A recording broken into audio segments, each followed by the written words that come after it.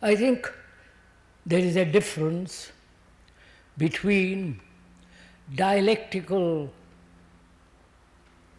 questioning and dialogue.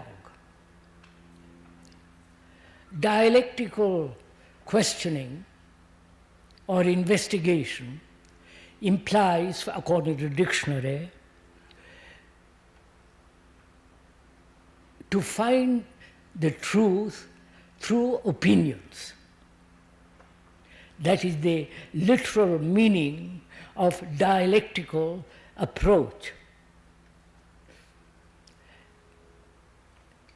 Whereas dialogues are between two friends who know each other fairly well, know their vocabulary, the usage of words, and together, with a spirit of real inquiry, find truth by inquiry, not by asserting opinions. So it's up to you to choose which you want, either through opinions to investigate what if there is truth, which I question very much, because opinions imply prejudices, personal idiosyncrasies, and so on, whereas dialogue implies that both of us are deeply interested in a problem. We are not prejudiced. We don't want a certain definite answer, but together we are investigating to find the truth of the problem. You see the difference. One is dialectical approach, the other is approach to truth through careful, non-personal investigation, objective investigation. That means we both of us start with no opinions, no conclusions, no assertions, but together as two friends, and I mean by friends, who are really concerned with a problem, to investigate it together by sharing it and thereby perhaps coming upon what is true. Right? So if that is clear, during all these dialogues that we are going to have, which is not asserting opinions or prejudices or conclusions, I believe, that's a conclusion. Whereas if we are investigating, we are both open. And we can go very far if we both are free to look objectively into things. Now, what are the questions you would like to ask? So, I would like to ask one personal question. Very often I feel held in, closed. And out of that state of feeling so much closed in, I wish to come out and to have dreams of freedom. And my question is it possible to have a natural openness? That one can become naturally open? the question. Sir, wait, un instant, je vous en prie. Wait a minute, sir. Just let me repeat the questioner, what he put the question. He asks, one feels held in, bound, enclosed. And is it possible naturally to come out of that and flower? That is his question. Alors, monsieur, je vous en prie.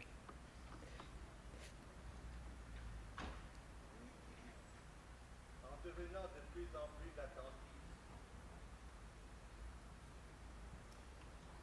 je goûte en moi deux états de conscience de niveaux différents.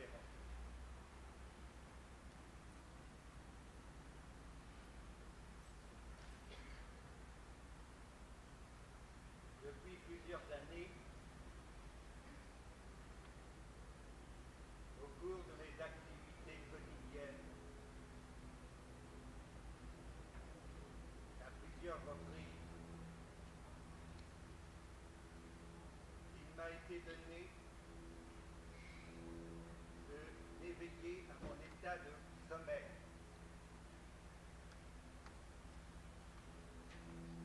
À ma mécanicité. Au verbalisme de mon cerveau. Ce grenier poussiéreux, encombré de tiroirs.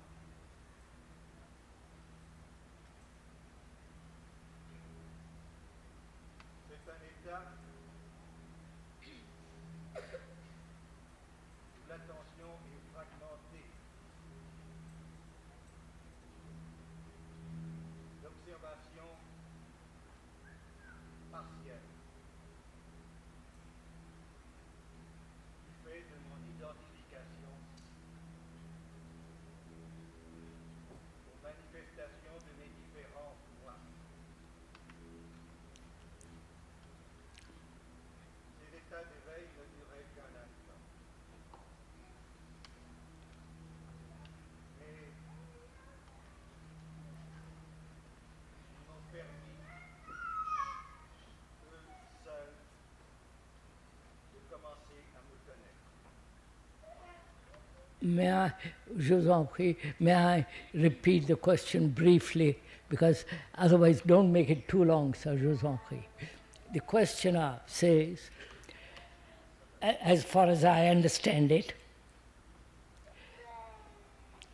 that there is a state of attention which he has come to,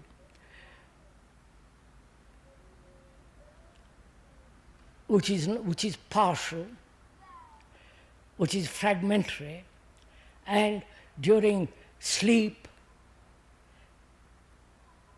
does it become more full? Is that the question, sir? Ah,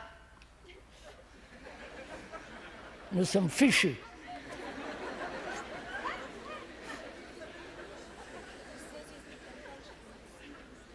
Huh?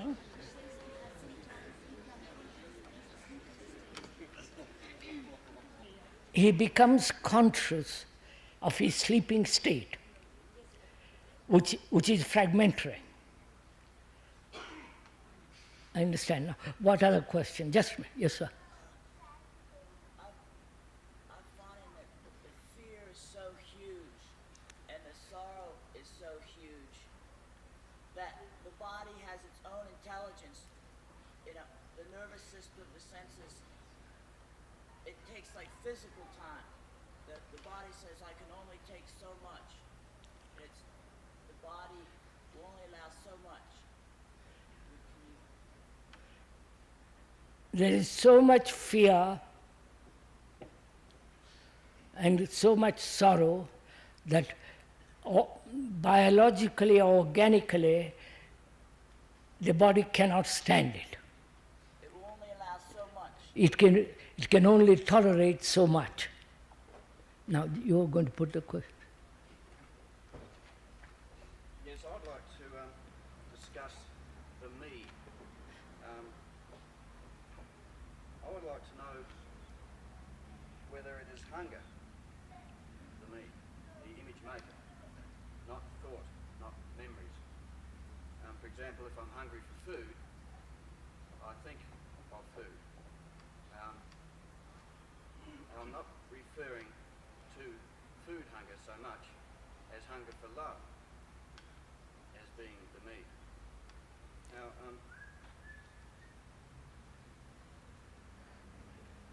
I think frustration of this love hunger breeds fear, and then both breed thoughts and images in that order.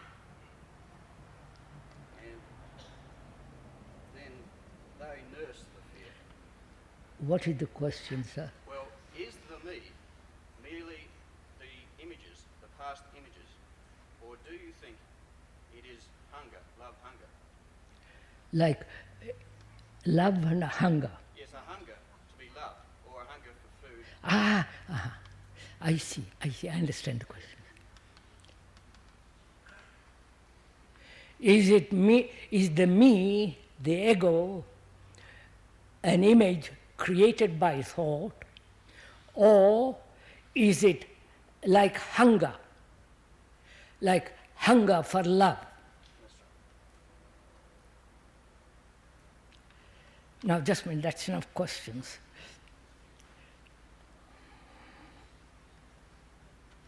Can we take one question amongst several of them and investigate that one question to the very end? You understand? So that we all are of the same move, going along the same way, keeping up the same speed. Which is, I'm asking, can we take among these questions one central question and work that out completely, so that you, at the end of it, you will know for yourself, right? Can we do that? That is, either we discuss that gentleman's question, which is attention, fragmentary, and the state of sleep in which there is a different state of attention, or is the primary demand love as hunger, and the me is only the result of thought? Or do you want to discuss that question, which is, most human beings are enclosed by their activity, by their sorrow, by their problems, by their inhibitions, by their education. And so they are held, as it were, in a fortress, bound, and they want to release themselves completely, break through. Or the sorrow and fear are so great, the body, the organ can only stand so much, tolerate so much. Now, which of these questions do you think, if we took one question out of these four, we can investigate together? That is the primary urge for love, which is not the ego, the me, put together by thought. Therefore, the primary demand of every human being is to love and to be loved. And why do human beings enclose themselves?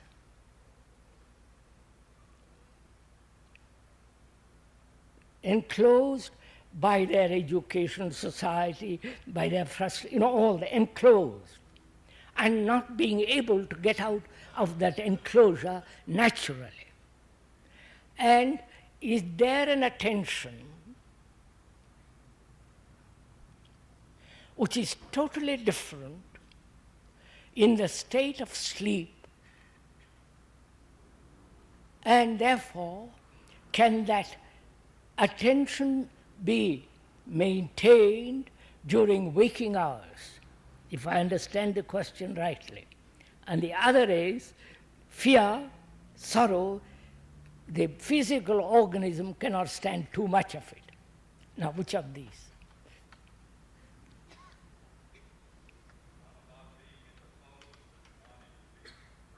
Beg pardon, sir?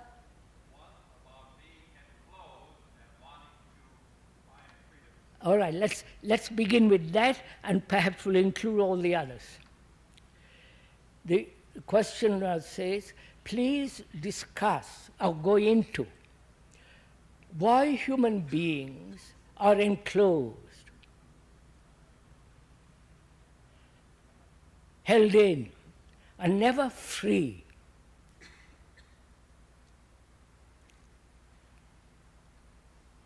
Shall we? Come on. I would say it's a lack of awareness. Huh? It's a lack of it is lack of awareness, but that's a conclusion. That stops investigation by saying that is you should be that or it's lack of something, finished. But if we say, look, suppose the speaker, I am enclosed. I am not free.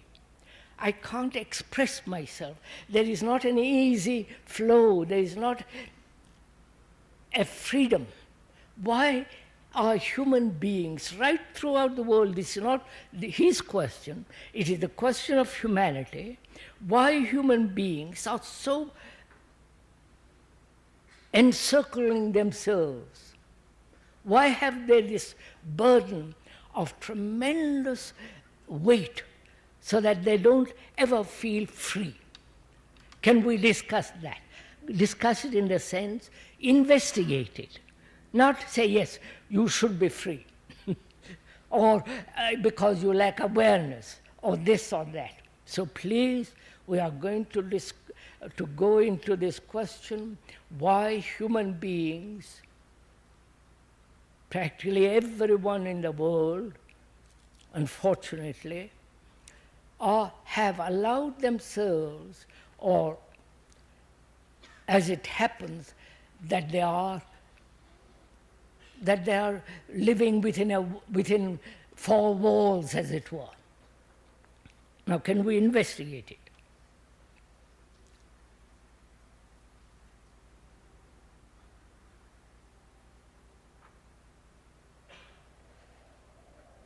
How would you approach this problem?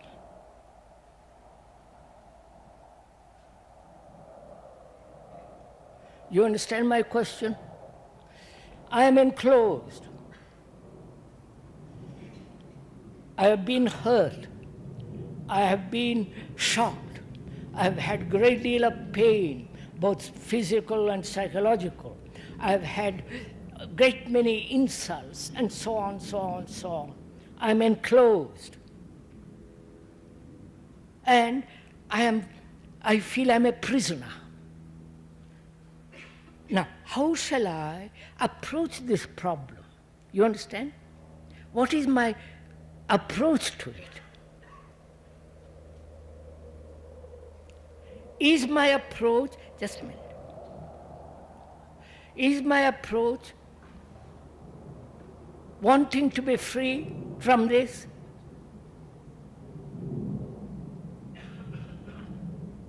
You understand my question? Is my motive, which says, be free from this?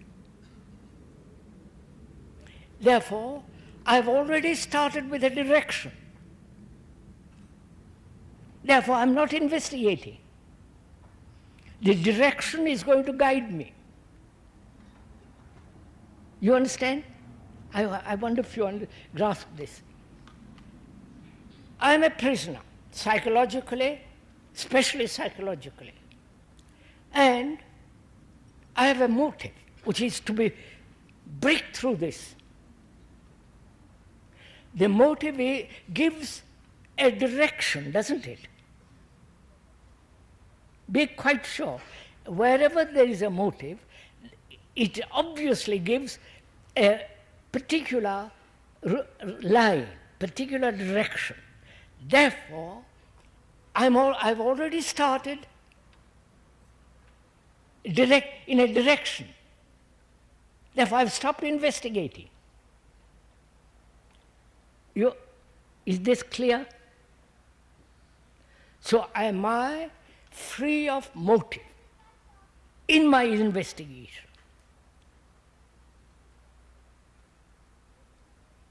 If I am not free, then why, if I understand that any motive gives a direction and therefore it is impossible to investigate, that is, if I have a certain belief and I'm rooted in that belief and I want to investigate, I can't. I've already started with a tremendous prejudice. So, if I have a motive for my investigation, then that motive makes the investigation in a particular direction. Therefore, it's not investigation at all. So, am I free from motive? In my examination, why human beings are prisoners, psychological prisoners. You understand my question? First, are you free from it?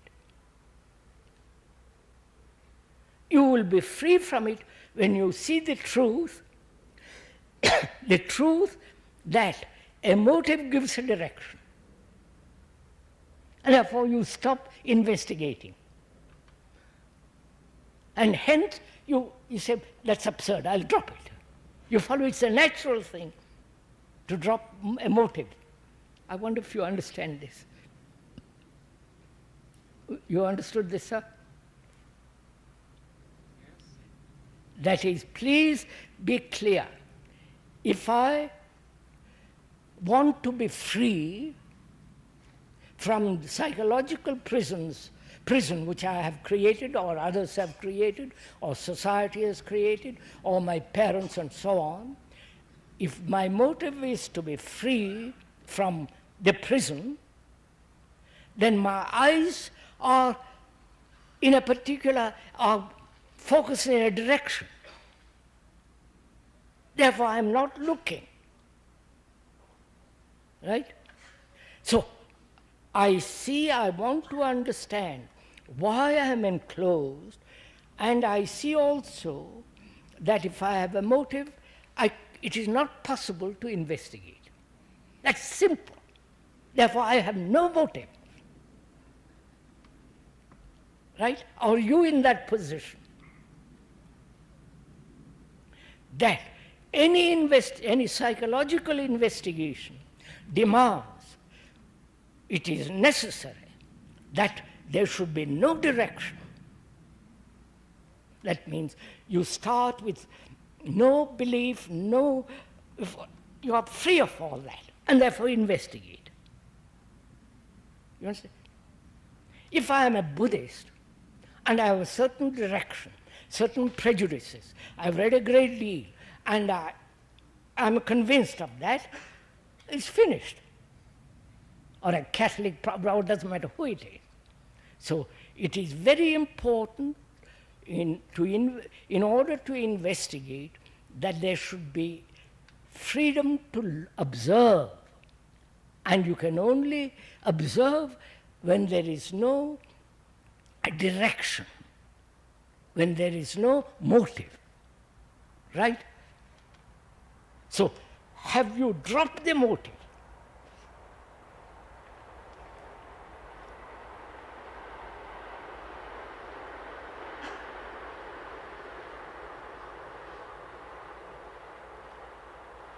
If you have dropped the motive, then what is the prison?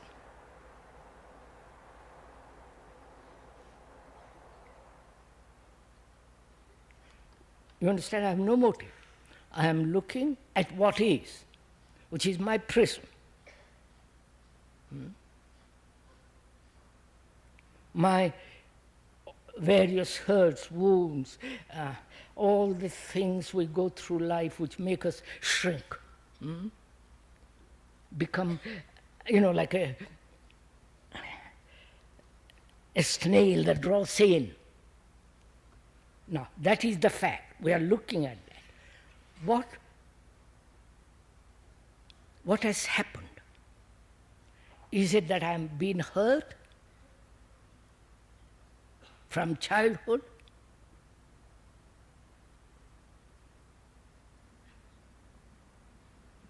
At home, school, college, university, all through life, being somewhat sensitive, a human being is hurt.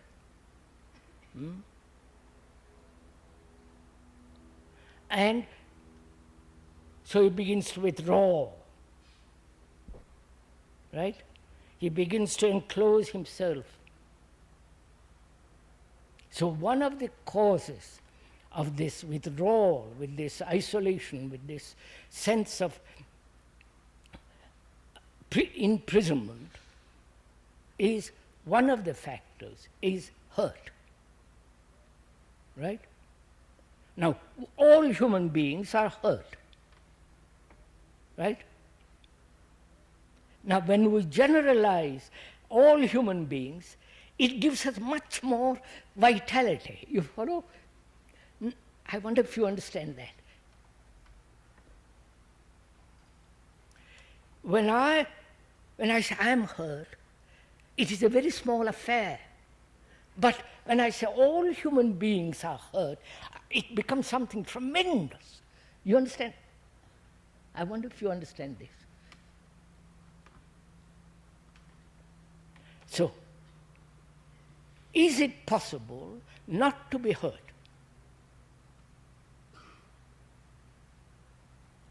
Never. You understand?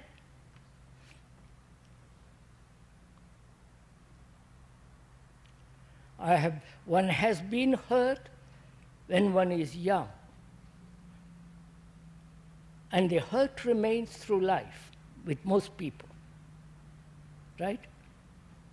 We carry that burden, and therefore we resist people, we withdraw, we isolate ourselves, we become bitter from that violence, and so on. Now we're asking, is it possible to be free of the past hurt or hurts, and so being free, one is never hurt. You understand? There is the curing process of her past and the prevention. I wonder if are we meeting each other? Oh, come on, sir. This is a dialogue.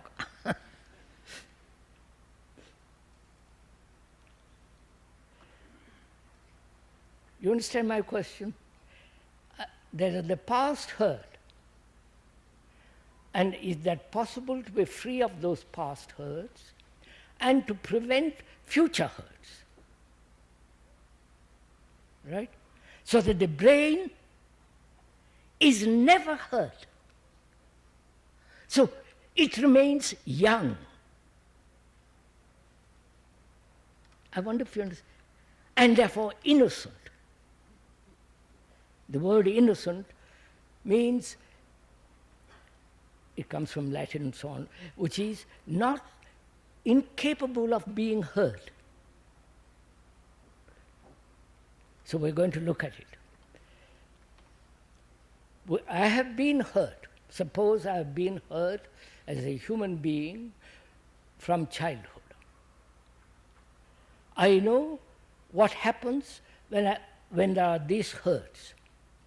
I am aware of it. That I withdraw, that I resist, that I isolate myself in order not to be hurt more. Right? Are you aware of this process? Please, come on. It is very difficult to be aware because there's so much agony, so much resignation in this process. It is difficult to be aware because there is so much agony involved in it. Yes, let's keep to that one word. There's so much agony involved in becoming aware that I'm hurt. You understand what he's... Oh, come on, don't go to sleep, please. This is your problem. You understand? It's not only his problem, it is the human problem. We are all hurt from childhood.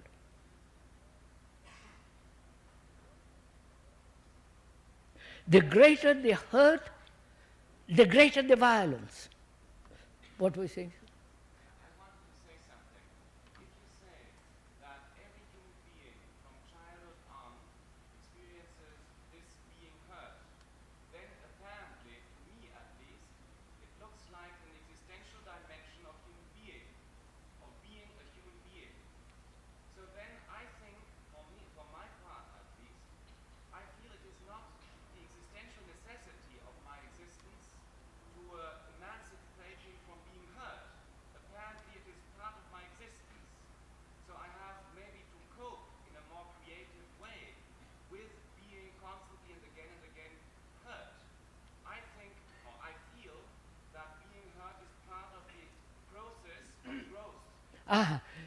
It is natural to be hurt. It's natural to be hurt as a means of growth, as a means of evolution, as a means of progressing. You must be hurt.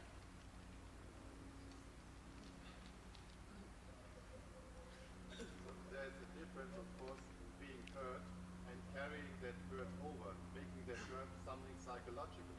That's a completely different thing. If someone pushed me, I am hurt in that moment. But that's the physical hurt. It does not have to do anything with psychological hurt. So, look, that gentleman says part of human existence is to be hurt. It's like it is natural. I am questioning that. Why should we be hurt? And look what damage it does psychologically, inwardly, how it affects our brain. It is not, I think it is a part of life to be hurt, but see the result of it.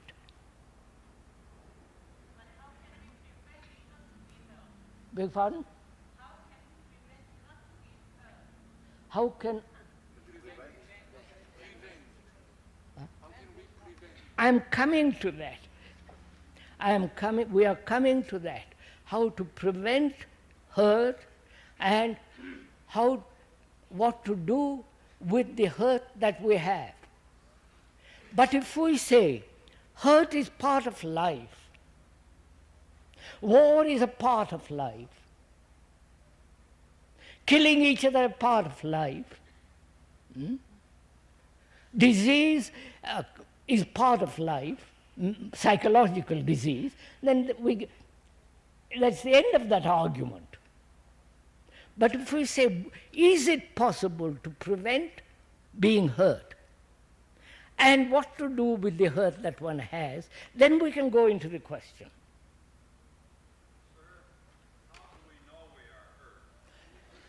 How do you know you are hurt?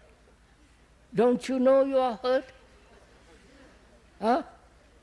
Oh no, the chien, come on, sir.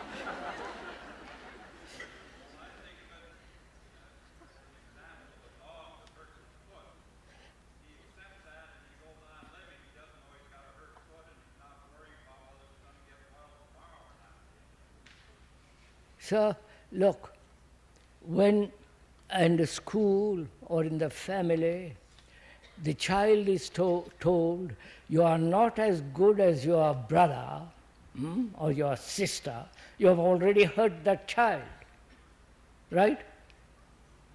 So, and in class, in a school where A is compared with B, and the teacher says A is not as clever or as intelligent as B, you have already hurt the child.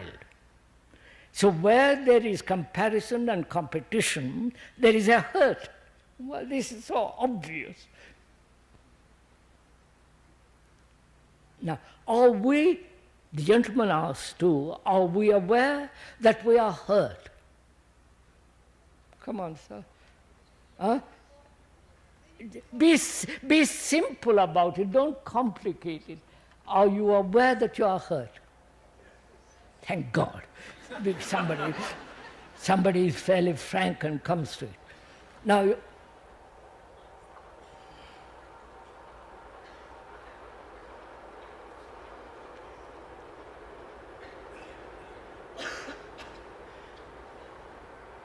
do you see the result, or you're aware of the result of this hurt? What happens? That is, isolation, resistance, and resistance implies violence, and a sense of gradual isolation. From that, as all kinds of bitterness, lack of love, lack of sense of freedom, all that arises. Are you aware of this? Of course, any person is aware of it, aren't you? Right. Now, there is that past hurt. How do we wipe that out?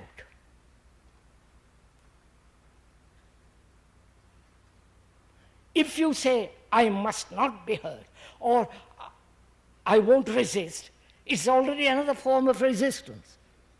I wonder if you see that. You understand? If I am hurt, and I'm aware of that hurt, and the results of that hurt, and if I say, I won't be hurt, I'll forget my hurt, therefore I'm already resisting, right? Therefore that's another form of resistance. Oh, come on. Huh? One should change. One could change one's focus from the hurt to something else. One could change the hurt to something else, to love. The focus. One could change the focus onto something else, which is love. You see, you're not. How can I? You don't go into this. How can I, when I'm hurt, very deeply wounded, it is there, and try to focus on something else? That would be an escape. This is a fact, that is non-fact.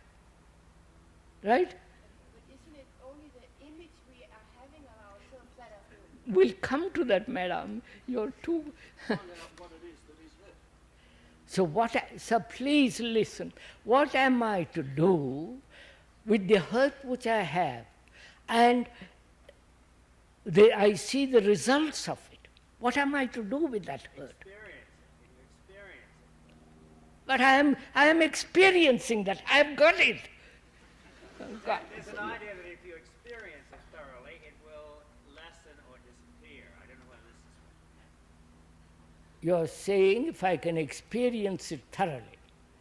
I did not experience it thoroughly at the beginning. The result is there now. If I really paid attention at the beginning, there would be no hurt.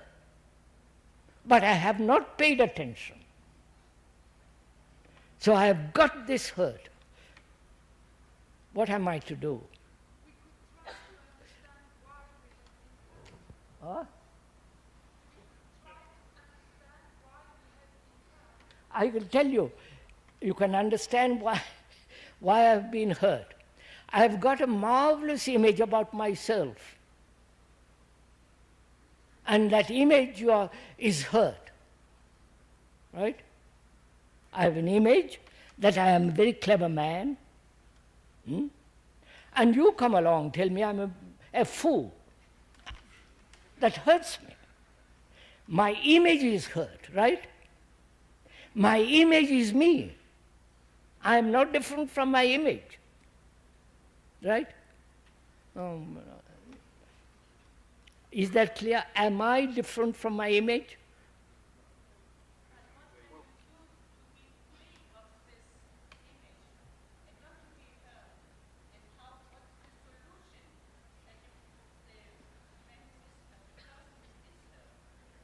Look, madam.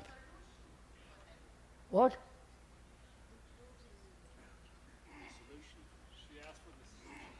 What is producing the hurt? What?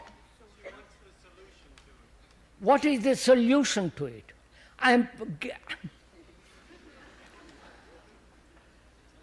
You want a solution before you have gone into it. How impatient you are, really. You want quick way out of everything. A quick pill. Quick nirvana, quick meditation, quick everything. Now please listen. When we say I am hurt, who is hurt?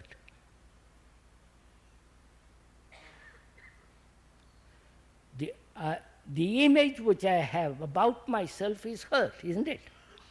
That's simple, no? Now, is that image different from me? So I am that image.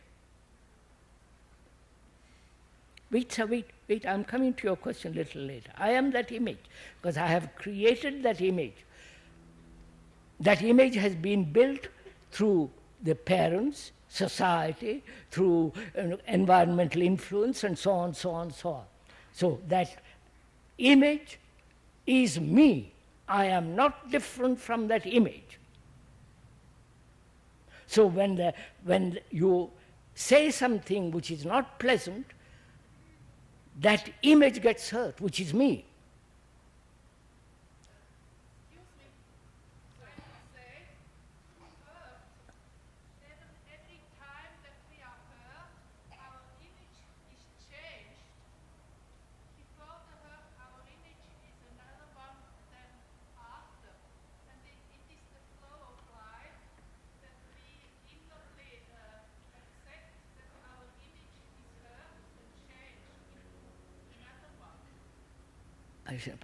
I can't hear, madam. Would somebody who has heard it repeat it? Yes, sir. Says our image changes after being hurt. When I am hurt, my image of me changes. And she says, shouldn't we accept this change of images?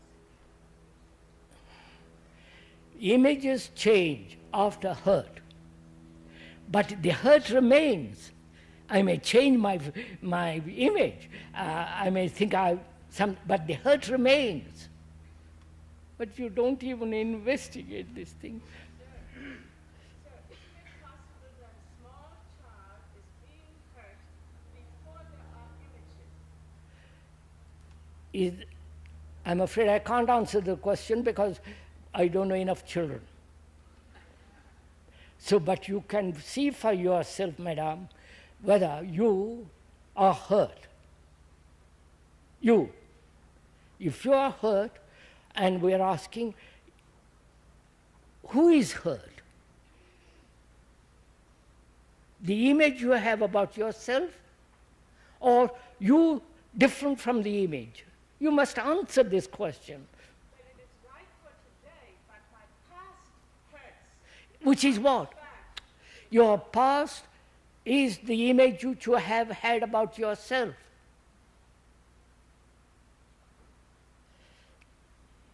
How extraordinary this is. Look, I'm only interested in freeing myself from hurt, right? And nothing else. I don't want all kinds of theories. Tell me how to be free of my hurt, if I have it. And that hurt remains in spite of everything else. I may go to Japan and Zen Buddhism and all the rest of it, but the thing is there inside. I can't escape from it. I try to escape from it. It is there. What am I to do? Huh? I'm putting that question to you to find out what will you do. Because I see if I do not,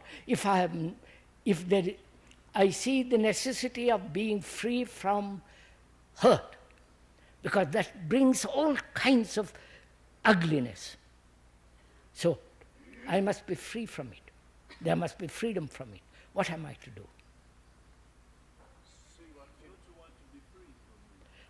Oh, sir, come on. I explained that. Motive. I see the result of it, right? And what am I to do? Find out what gives the hurt its potency, what gives the memory its powerfulness, Yes. The memory, its potency. the experience, the knowledge, which is the past. The past, in the past, there is that thing called me, the image, which has been hurt. Now I'm asking you, what is one to do? Just look at it first before you are, what is one to do?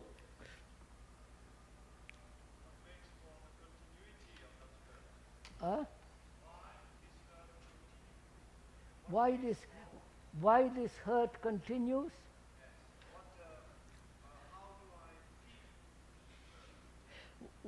Why does this hurt continue? It's part of memory. One cannot wipe out memory, the experience of it or the knowledge of it. You can't get rid of it. It is there. But when you want to be free from the pain and the fear, you also have a motive for it. I explained to you just now. That's a façon de parler. That's quickly putting it quickly. I know. Look, I've been hurt for various reasons, and I see the result of those hurts. And I see the importance that these hurts must go. What am I to do? I can only do something about the hurts when I am different from the hurts. And it's the question if I am different from the hurts. I think we have already said that we are not different from the hurts.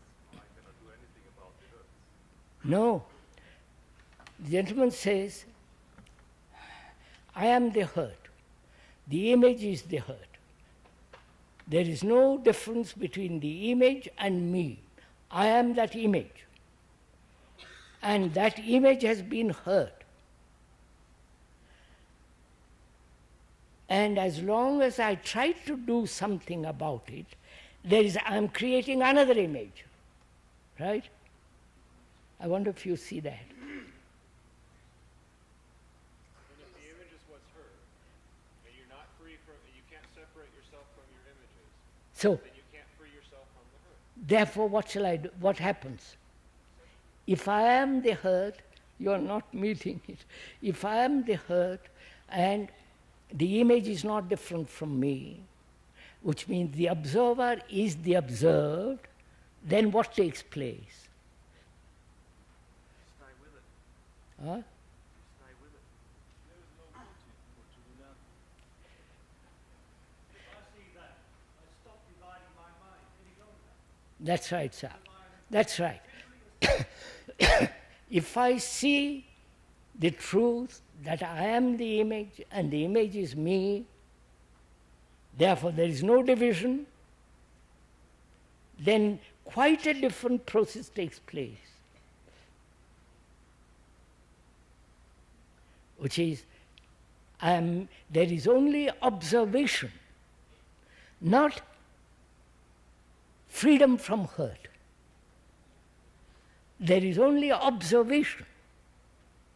When you observe without the observer, this, if you will go into, do you want me to go into this very carefully? You follow this? The observer is the past, right?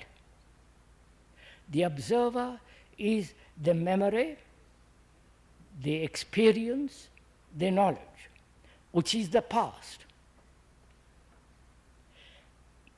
So, with the past, he is looking at everything, right? I am with the past as the observer, he is looking at the present, right? Therefore, between the present and the past, there is a division created by the observer. You get it? So, there is conflict between the observer and that which he observes. He says, I must change it, I must control it, I must suppress it, I must run away from it, and so on. But when the observer is the observed, that conflict comes to an end. And this is the most important thing to discover, this truth, that the experiencer is the experience, right? The thinker is the thought.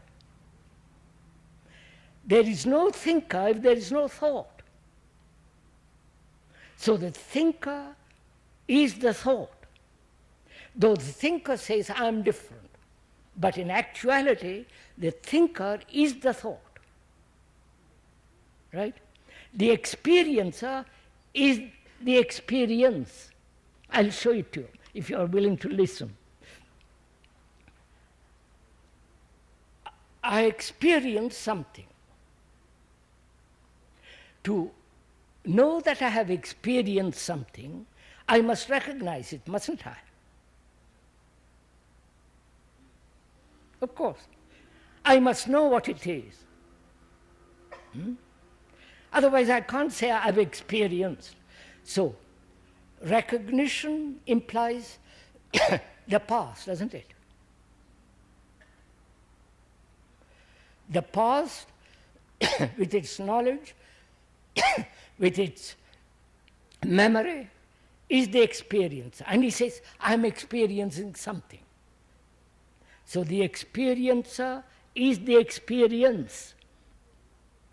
Till you see that, we can't move away from it. Look, the gods that you have created, human beings have created, whether in Christianity, Hinduism, whatever it is.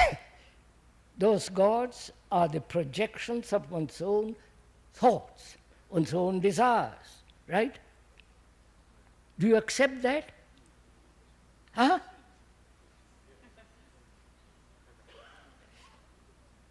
If once you accept that, do you know what happens?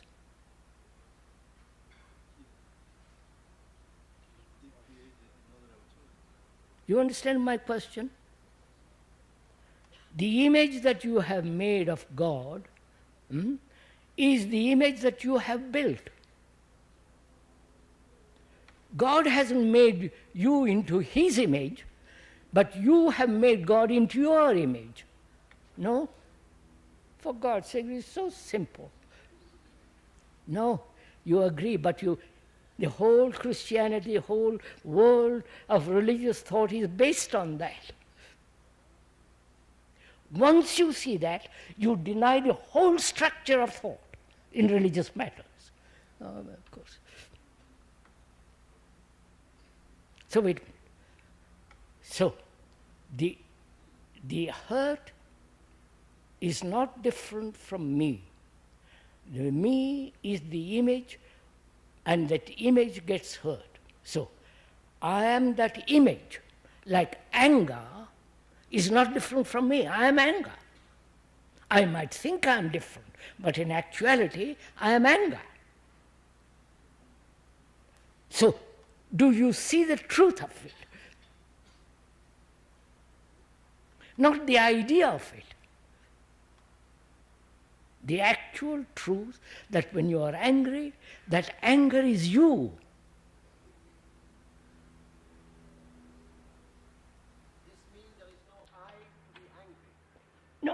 No, don't go off to the other thing. You see, you don't see the first principle of this. When you are jealous, is that jealousy different from you? It's only different from you when you say, I am justified in being jealous. It is right to be jealous. My wife, this, you follow? Then there is a division between the statement and the fact. So the fact is that you are that feeling, which you call jealousy. That's simple. Now, if that is an absolute truth, which you see, not I, then conflict comes to an end between the observer and the observed. You understand? So, there is hurt, and that hurt is me, and the me is not different from the hurt. Therefore, what is to take place?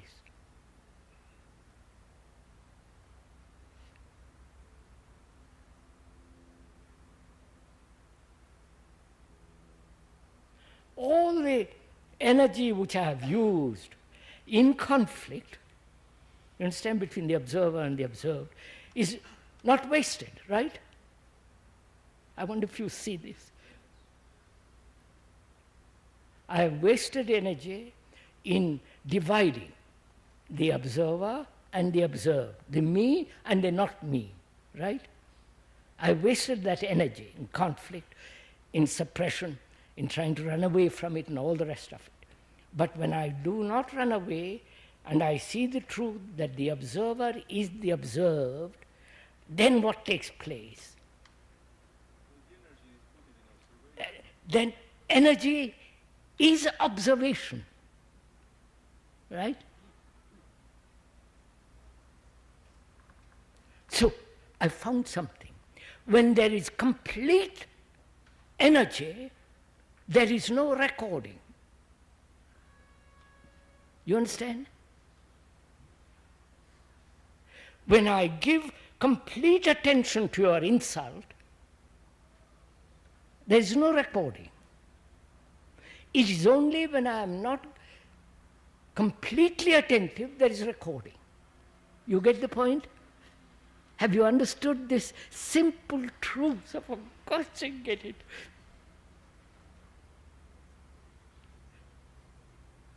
You understand?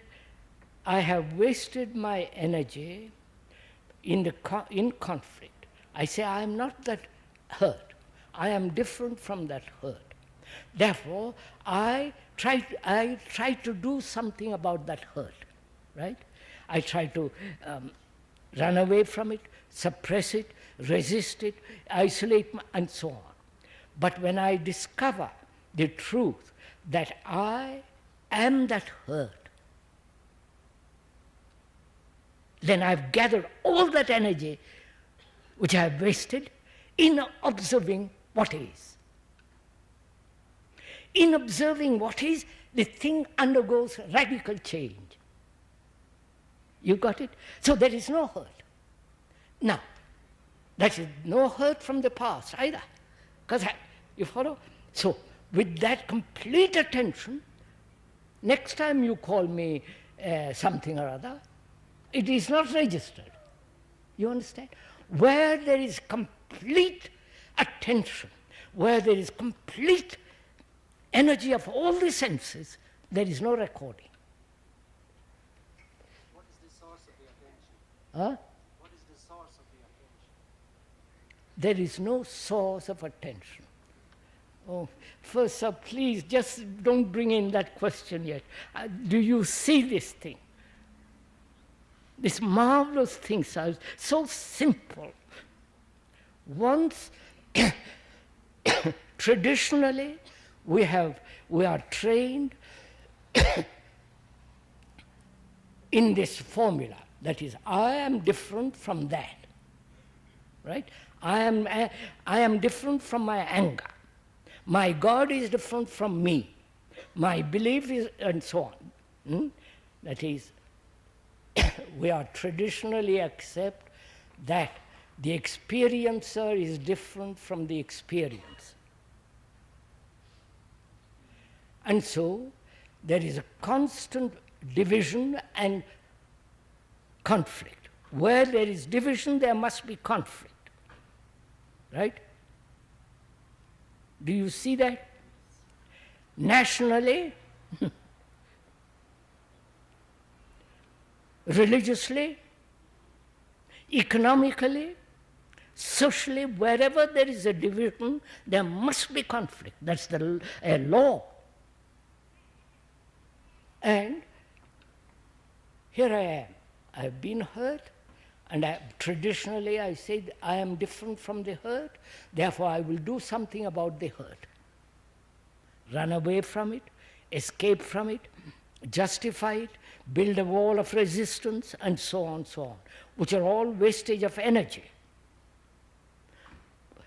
And that becomes, and when there is a perception that the observer is the observed, the wound is the me, then I don't waste any energy.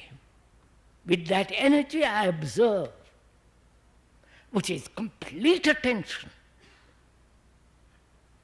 Now, if you give complete attention, If I flatter you, it has no meaning. Or if I insult you, it has no meaning. Now, can you do it at the moment of insult, not afterwards? You understand my...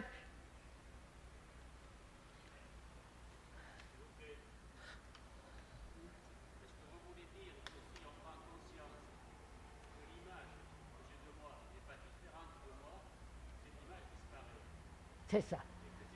C'est ça. C'est ça. Alors, comment je peux expliquer que, ayant compris cela, il me semble que vous avez compris, on arrive encore d'être blessé. So that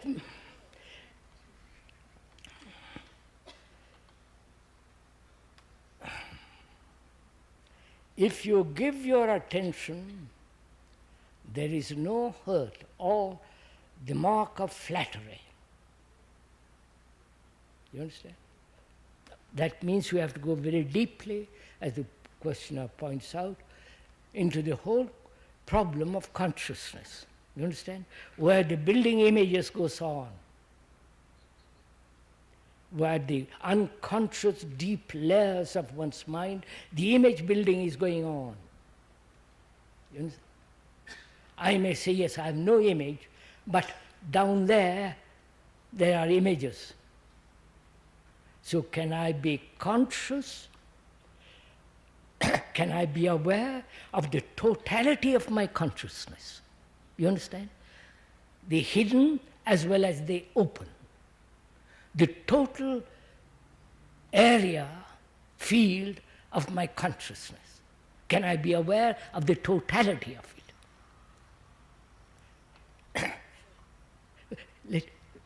Let me finish, and you can question me afterwards.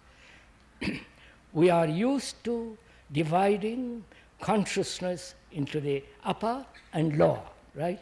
Subconscious, conscious. This division takes place because of thought.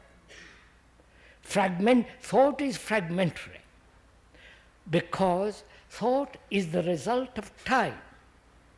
Time being memory. Time being the past. Therefore, thought is fragmentary. Right? I wonder if you see that. So the fragment can never see the whole.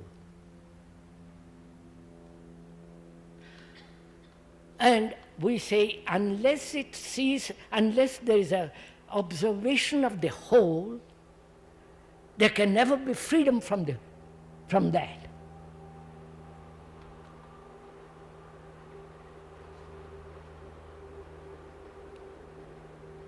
Can I observe?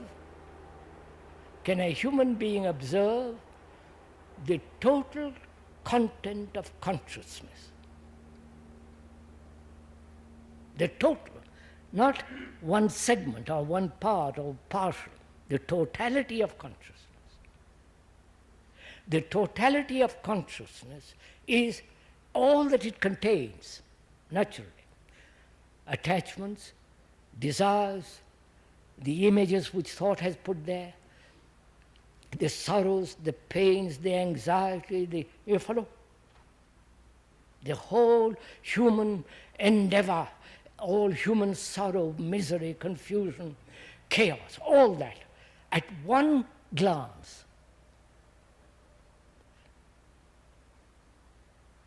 Can you see that as a whole? Can you see the tent? Please listen. See the tent as a whole. Look at it. Look at that tent and see if you can see the whole of it.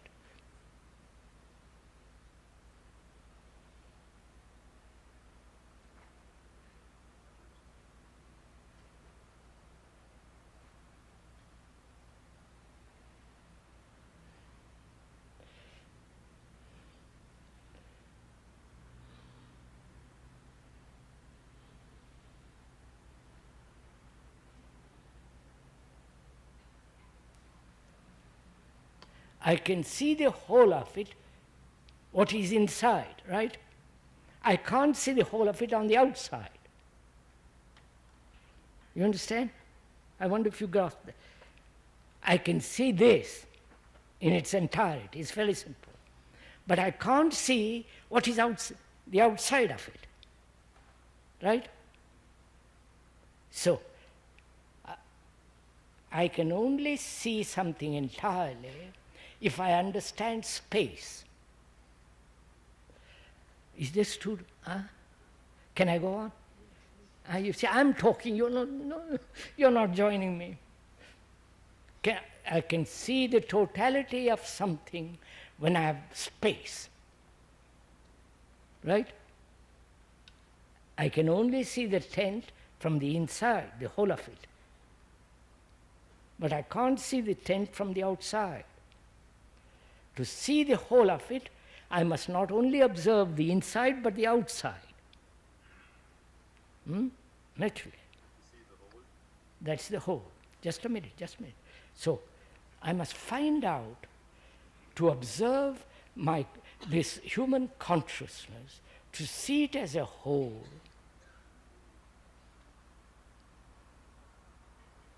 There must be space, mustn't it?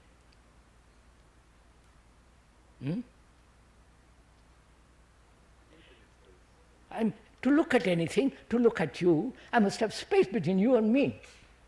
If I'm right up against you, I can't see you. Right? So I must have space.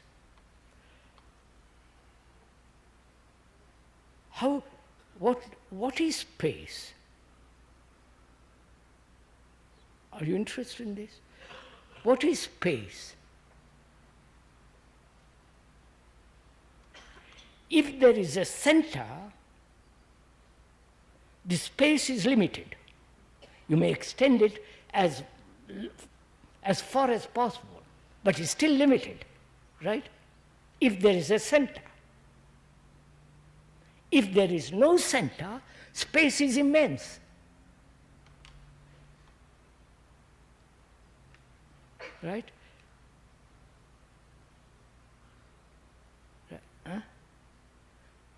We measure space from the center to the circumference. But if there is no center, there is no measurement. Get it? There is no measurement.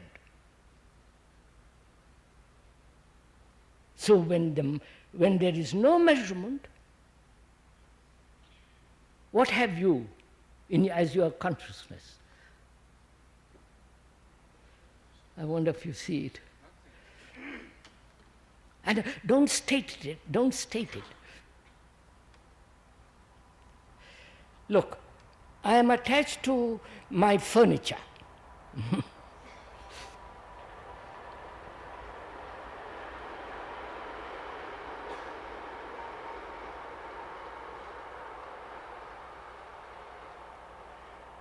There is a very nice table in my room at Brockwood, beautiful table. I'm very attached to it. If I am, I'm just saying, I'm not, but if I am attached to it, it is a measurement, isn't it? I wonder if you see it. I am attached. I don't want you to touch it. I don't want you to harm it. No sunlight must come out. Follow? So, where there is a measurement as attachment, the space is very limited. Of course, because I am measuring from my center of pleasure to that table, and that measurement limits it. Right? If there is no measure, which is from the center to the table, then there is vast space. Right? Is that so with you? Don't agree. Is that so with you, that there is no center?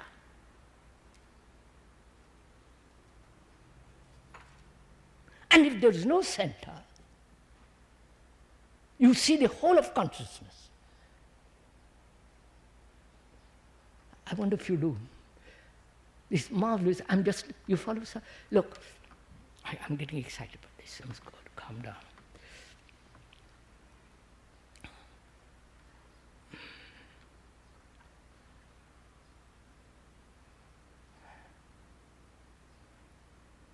Measurement, we said, is thought. Measurement is a process of time, from here to that table. That is, thought is a movement in time, right? In time as measure from me to that, right? If that movement is not, right, then what is my consciousness made up of? Nothing. I wonder if you see all this.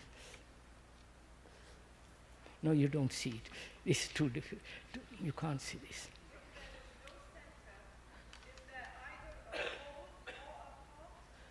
Big one. If there is no center, then is there a whole? Is there a thought? When there is no measurement, then there is the whole. That is, just a minute, I'll show it to you in a minute, in a different way.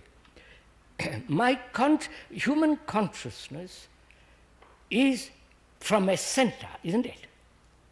I am attached to that, in my family, my house, my anger, my jealousy, my hope, from a center, the whole of consciousness is built. No? I am attached to that furniture, I am attached to that house, I am attached to that belief, to that idea, and my sorrow is, you follow? Always from a center moving out. Right? That is my consciousness. Look at your own, it's simple. And that consciousness is divided into the unconscious and conscious, which the Western world has done. And the Eastern world does it in a different way, that's irrelevant. So, as long as this division exists, there must be a measurement, right? I wonder if you see that. Then I begin to examine what is inside, underneath. I wonder if you see, right? So when there is no measurement, there is no center. And therefore, the consciousness which human beings have known, disappears, and then there's totally different dimension, boundless dimension, because there is no measurement. So, as long as there is measurement, space is very limited, from me to that table, right? Because it's very narrow. But if there is no table or the center, the space is immense. Now, can the mind observe the totality of consciousness?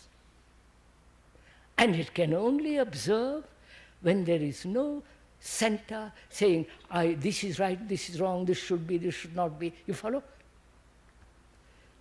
Oh, God, I don't think you get this. Do you get it, sir? Have I answered your question? That is, your question was, why human beings are so enclosed, self-enclosed? Why they have built a wall around themselves?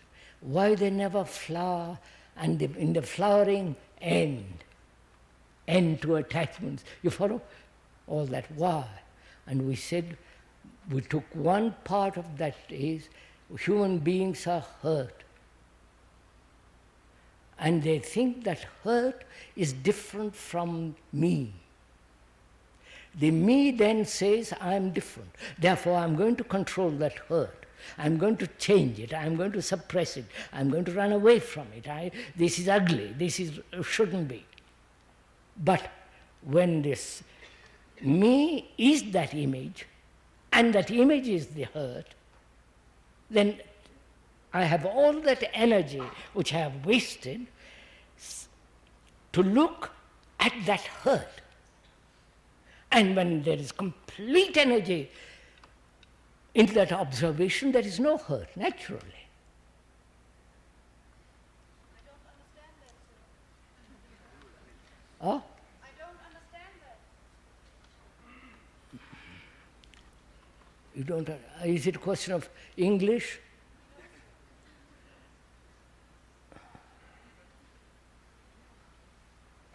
I will try and put it differently. Is the world different from you? No, don't answer me, please. No, it's not a school examination. Don't answer me, please. Is the world different from you as a human being? The world which is outside, not the physical world only, but the psychological world. The world of anger, the world of violence, the world of sorrow, the world of pleasure, the world of nationalities, the world of religious differences and beliefs. Is that different from you?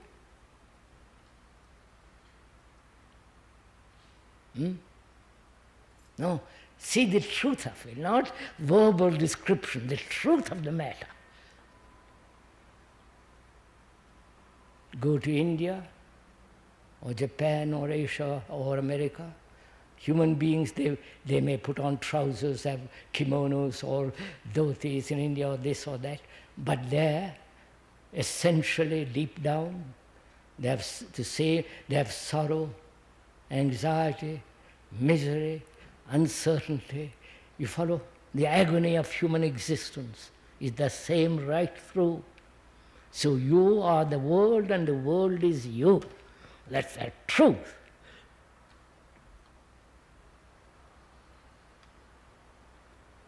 Do you see that? Or do you say, no, I'm different from that Indian? Psychologically, of course you are different. You're a woman or a man, lighter skin, dark hair, brown, white, socially. You've had more food, more clothes, whatever it is. But inwardly, deep down, we have the same agony going on. So you are the world. Do you see that? Do you know what happens when you say you are the world and the world is you? It gives you tremendous strength, tremendous vitality. You understand? Because then you are not me alone fighting the rest of the world. You understand this? Then you are not, in the generalization, there is vitality. If you know how to see the generalization actually.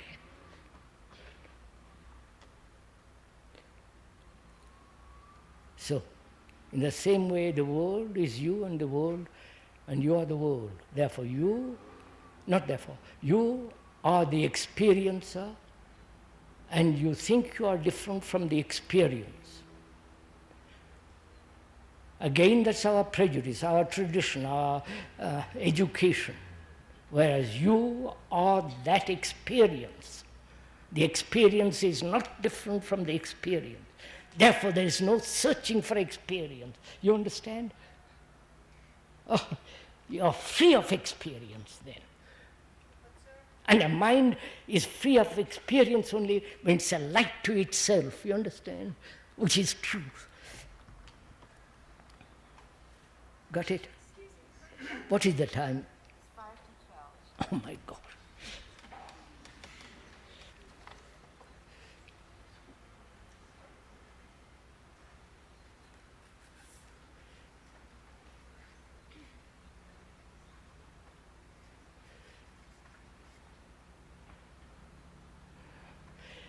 The questioner wants to know, this is the last question, please. We must stop. In 5 minutes we must stop. Wants to know about TM.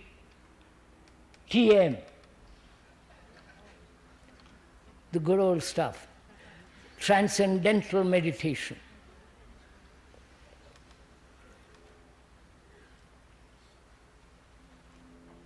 You know, please, we are looking at it objectively. We are not condemning it, we are not putting it aside, but look at it. The word mantra, which is involved in transcendental meditation, mantra means a form, a formula, a series of words that will help to bring about concentration. You understand? The root meaning of that word, mantra, the root meaning of that word is to help to bring about concentration through a picture, through a word, through a repetition of something. A formula is to help you to bring concentration. The technique is different. Huh? It's not a concentration.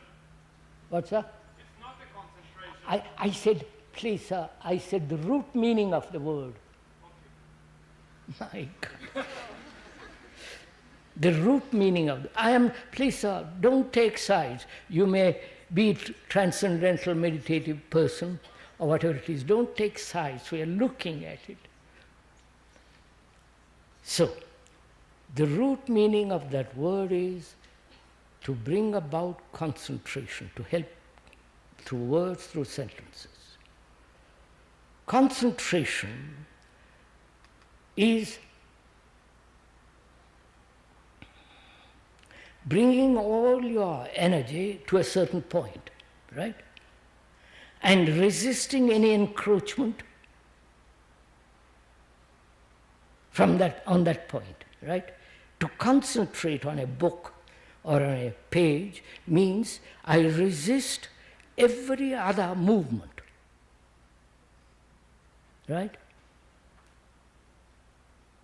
I'm not saying about transcendental meditation, I'm just what is implied in concentration. Put away every other thought but this particular thought, right? And in that way there is a division.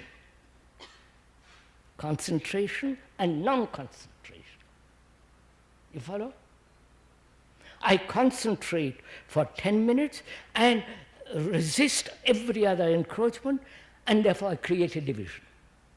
That's implied in concentration. And in various forms of concentration, there is the controller and the controlled. Right? I try to control my thought. See, the controller is different from that which he controls. What he is controlling is the other thoughts. And the controller is also part of thought. So when you see the truth that the controller is the controlled, the whole phenomenon of concentration undergoes a total change.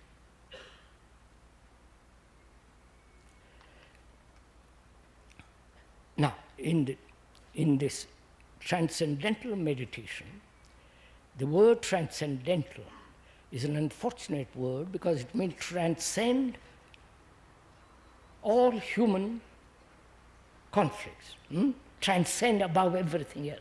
That's the implication, to transcend, to go beyond. Now, by repeating certain words, first loud, second silently, third repeat without the word, so that the mind becomes more and more quiet.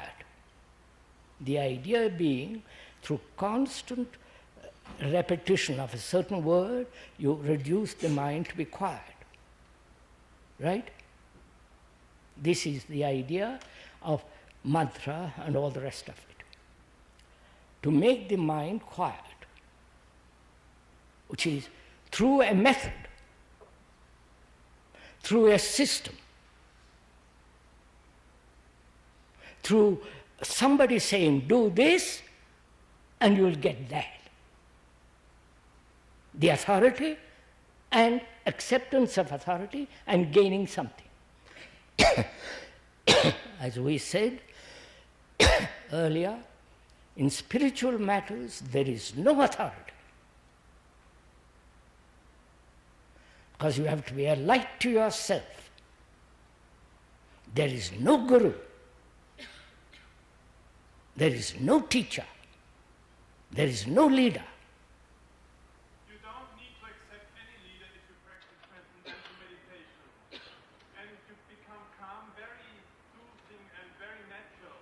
And my experience is, I was reading Krishnamurti many years, and I checked it. I was reading Krishnamurti before I was practicing transcendental meditation, and it was very beautiful. And then I read Krishnamurti after 20 minutes of transcendental meditation, and it was much more than twice as beautiful. And then it indicates that there's a growth of sensitivity during transcendental meditation. And you haven't got any goal during transcendental meditation. You just watch the mantra like you watch the river. And as the mantra has no meaning, neither the past nor the future slips in, so that you learn to live right in the moment. And when I read Krishnamurti the first time, I always wanted to tell him that it's just what he wants us to live. And we learn it very naturally, without accepting any authority, if we practice transcendental meditation. It's not something different from what Krishnamurti is teaching us, I'm sure. But it's a misunderstanding. It's not suppression. It's not control. It's very natural, and that's the uniqueness. And that's nothing different. I am afraid it is a great deal of difference. So forgive me for contradicting you. My love towards you is due to transcendental meditation, I'm sure. You are sure I did transcendental meditation? No. My joy to read your books. Don't read the books. Sir, you're not getting what I'm talking about. Look, the first principle in a religious life is no authority, which implies that you are a light, you must be a light to yourself. Therefore, non-dependence on anything.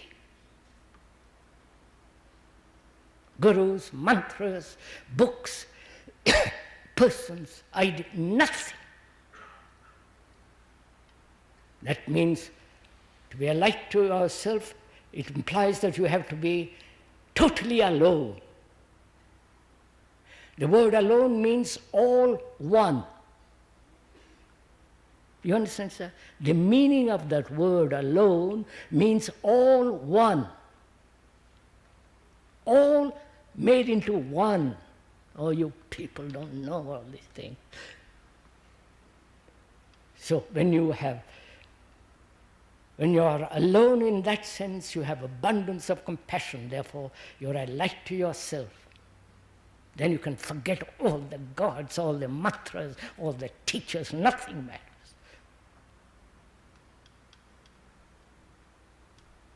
But we are afraid to stand alone, to be light to ourselves, making mistakes, failures. So find yourself to have light to yourself. That demands great attention, great care. And you can't get attention, love, care through books, through people, mantras, nothing. I think your books have great value.